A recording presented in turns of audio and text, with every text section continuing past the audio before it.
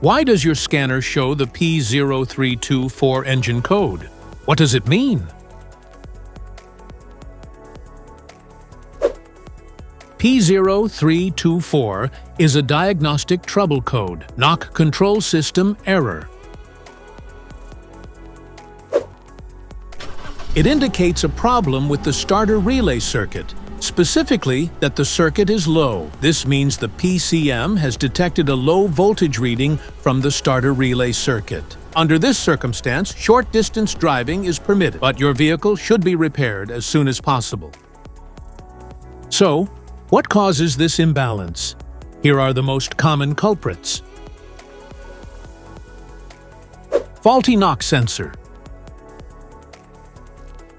Knock sensor harness issues. Poor electrical connections.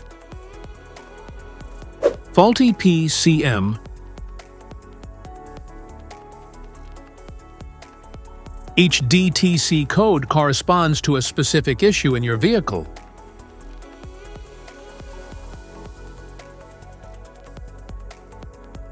This code can appear in various vehicle models across multiple manufacturers, including Dodge, Ram, Ford, GMC, Chevrolet, Volkswagen, and Toyota.